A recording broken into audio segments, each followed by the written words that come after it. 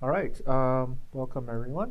Yeah, this video we're going to look at playing around a little bit with some of the Weaverbird extras that might help you generate complex patterns and surfaces from using Weaverbird really easily. Now I'm going to kind of show a specific workflow that really just revolves around using Weaverbird's FacePolys component. And these are the one specific characteristic of this is that it gives you a representation of the mesh as though each face would be made of a closed polyline loop. And that's the important part. It gives you closed polyline loops, which makes it really easy to work with. As long as you can give it a mesh, then it will give you information that's easy for you to turn into fabrication data or into a model, manipulable with NURBS.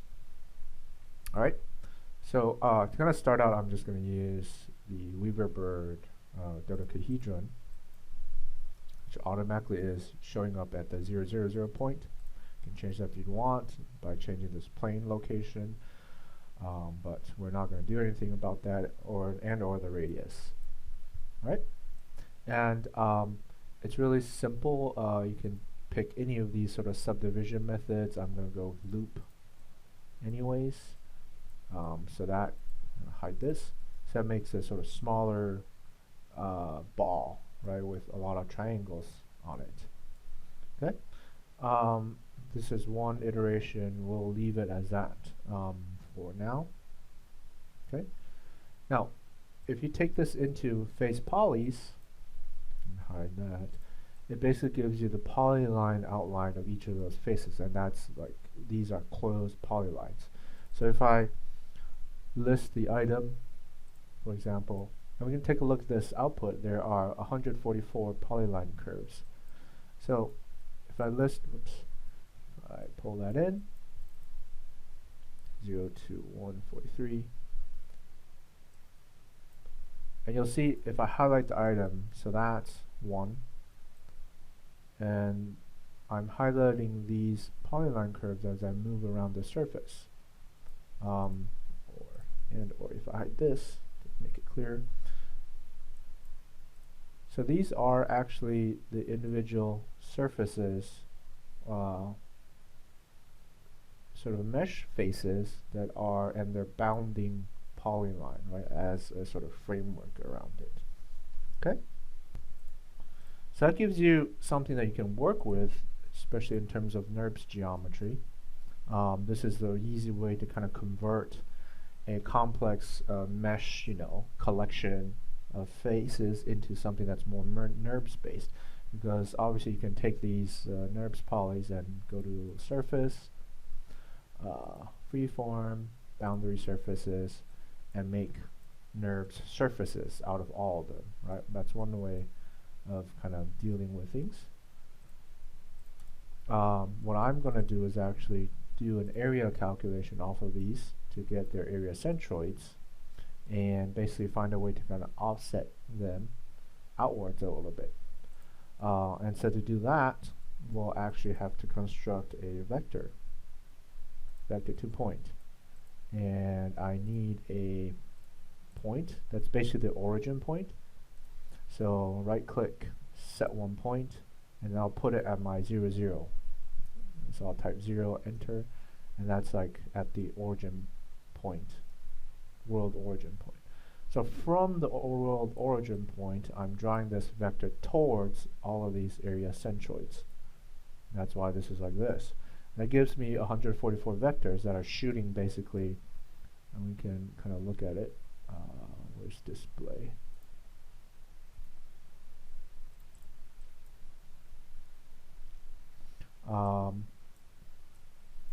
That are basically kind of shooting outwards like this, right? Shooting towards all of the area centroids, as you can see in the vector display here. Okay, so what this gives me is something I can use to offset these all outwards, and that's the main thing. So let's move. There's my geometry. Geometry trying to move is the centroid point, and my translation vector is these. Now this is obviously too large because everything basically got moved out, double the distance because of the vector size. So what I'm going to do here is actually make this unitized output true. Right click, set boolean to true, which makes that vector 1 essentially. So this is offset by 1. And then we can just do a vector multiplication of the original, give a slider to, let's say, 0.500, and actually replace that. So now I have sort of finer control of the distance in which this is moved outwards. Okay? Alright, now with that I can really simply, and if you go to your surfaces, for example, you can find, let's say, extrude to point, which extrudes curves to a point. So this BREP profile curve of surface, I want to use these, right? These are my outlines. And the points are these. And essentially I have, let me hide all this. Essentially have this spiky ball that is based off of this extruding to a point. If we bake that, let's see. And these are all individual surfaces. You can join them if you want to, but these are all basically individual pyramids, which you can do other stuff to cut it out or do different things to it, essentially. But you can really quickly imagine how you could work with this in terms of, let's say making this into a lampshade, for example. All right, that's one way. So that's actually pretty quick and easy to work with. Right? So it all hinges around the fact that you can transition any sort of mesh geometry, because this is all mesh geometry, this is all mesh geometry, into curves by using this Weaverbird FacePolys component and make that into like this, or turn that into NURB surfaces by using the boundary surfaces component, and go from there. And that makes it much more interfaceable. At the same time, all these sort of Weaverbird related transformation things you can try out. You can try out different subdivision methods, and they would all work very well. Okay, now that's all good and fine, but let's say, for example, you actually wanted to take this and you wanted to actually work with a surface, right, that you generated. And as an example, I actually go to Lunchbox. And for example, Lunchbox has a couple of these math surfaces which are all kind of interesting. So let's see, what's the 3D super shape? Ooh, that's a little bit too crazy. Let's try this, the Enneper surface, for example. Okay. Now the Enneper surface, you can mess around with the settings, the UV subdivisions, the size, and kind of change the shape of it. But I'm not going to mess around with that here. You can plug these in and just try these out. Scale parameter domain. So this actually is a surface, right? So you have to mesh it. And the example I'll use is one of the examples from the Kangaroo Part 2 week, the minimal surface from a poly surface. And I'm actually just going to copy this front half of the logic. Control C, minimal surface 3, Control V, copy this in. Alright, and actually you can just plug that in into the mesh. And you'll see the result you get as I hide these. Pull this out of the way.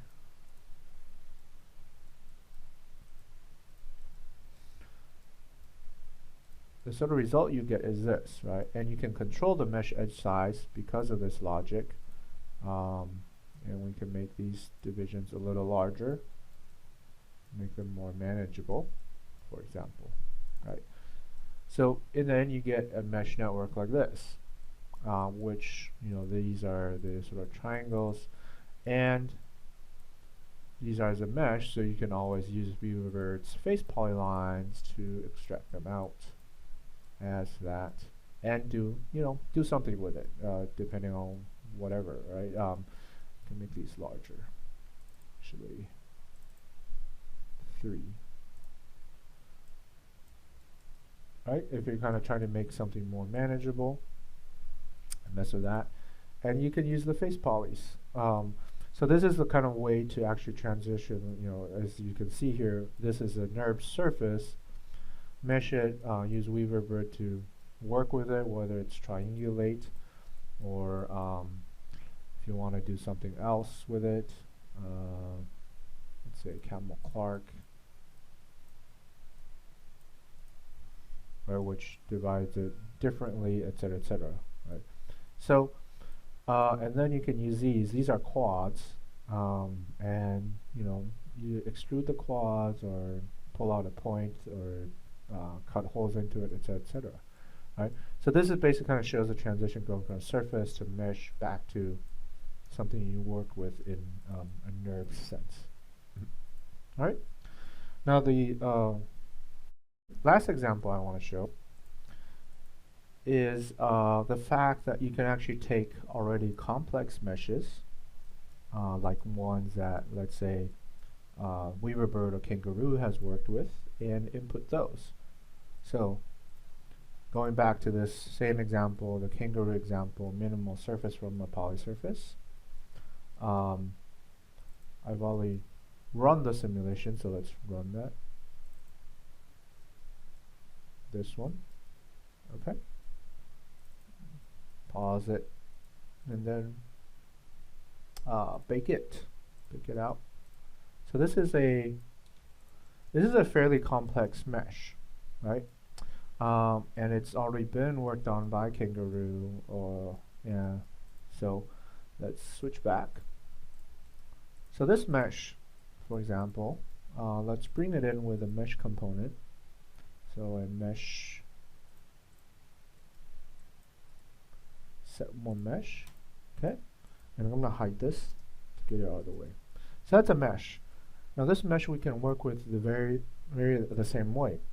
Again, go to Weaverbird, grab its FacePolylines, like this. So now you have all these FacePolylines, and from the FacePolylines, let's say same thing. I'm going to do an area calculation to get all the centroids. Do a simple scaling command. I'm going to scale all of these FacePolylines using the area centroids and set a factor 0 to 1.00 scaling factor. So you can control how far this scales. Let's do 0.7. Okay. And then go to a surface, freeform, boundary surfaces. Do that. And actually this is wrong. I need to include the outside as well. So let's actually merge these two streams. So one stream is the outside edges, outside boundaries, the original FacePolylines. The second one are these scaled ones, the ones that I've made smaller. You can delete the third and then actually merge that into there. And so what you'll see is actually I'll get an accurate outside representation of that.